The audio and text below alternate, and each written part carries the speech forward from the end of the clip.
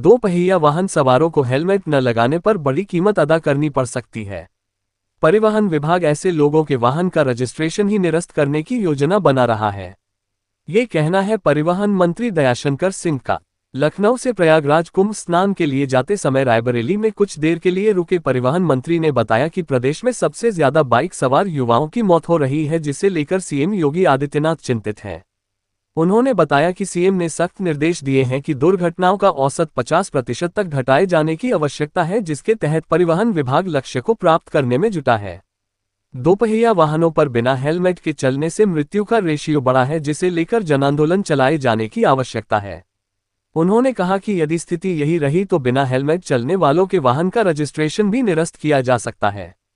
इस दौरान उन्होंने कुंभ को लेकर अखिलेश यादव की टिप्पणी पर तंज कसते हुए कहा कि वह अपना वोट बैंक खिसकने के डर से कुंभ पर टिप्पणी कर रहे हैं, जबकि वह खुद भी वहां जाकर स्नान कर रहे हैं।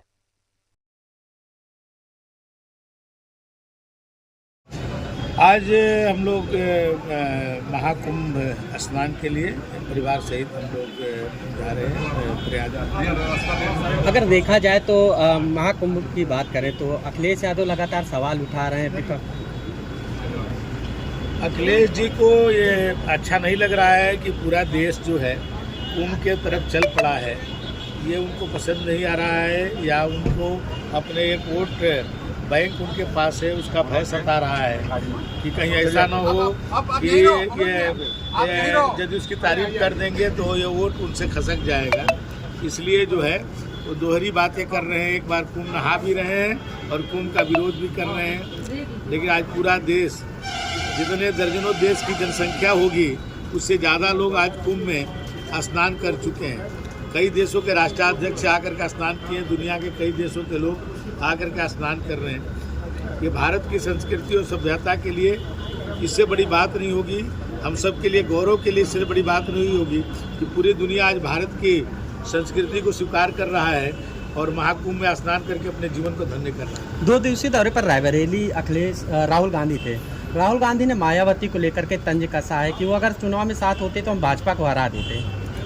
देखिए, कांग्रेस पार्टी आज़ादी के बाद सबसे बड़ा सत्ता में रहने वाला दल है और आज उत्तर प्रदेश से एक तरह से मृत प्राय हो चुका है और ये उन्हीं के नेतृत्व के कारण ही हो रहा है। जो उन्होंने उसमें जो परिवारवाद के कारण लोगों में नेतृत्व भरने नहीं दिया, जिसके कारण आज कांग्रेस धीरे धीरे समाप्त होती जा रही है। अगर आपके विभाग की बात करें तो हेलमेट अनिवार्य किया गया, लेकिन अभी भी देखा जा रहा है कि जो दोपहिया वाहन है वो हेलमेट नहीं लगा रहे हैं, पेट्रोल मिल रहा है। ये हम लोग यातायात के सुरक्षा के नियमों को बना रहे हैं और उसको अनुपालन के भी हम लोगों से अनुरोध कर रहे हैं। लेकिन जब तक इसका जन आंदोलन नहीं बनेगा, सभी लोग इस जिम्मेदारी को नहीं महसूस करेंगे, तब तक ये सफल नहीं हो पाएगा।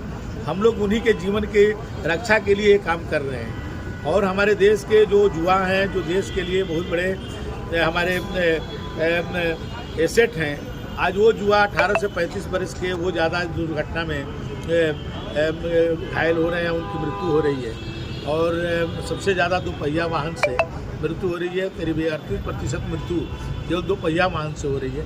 तो हम लोग इसको अभी हम लोग चाहते हैं कि ये जन आंदोलन के रूप में उभरे और फिर भी लोग नहीं मानेंगे तो उसके बाद सख्त से सख्त कार्रवाई की जाएगी। उनका रजिस्ट्रेशन निरस्त कर देंगे। हम जो जिस गाड़ी से वो चल रहे हैं उस गाड़ी के हम रजिस्ट्रेशन निरस्त कर देंगे, क्योंकि जान से ज़्यादा कोई कीमत नहीं है और इसके लिए उनकी सुरक्षा करना हम सब की जिम्मेदारी है।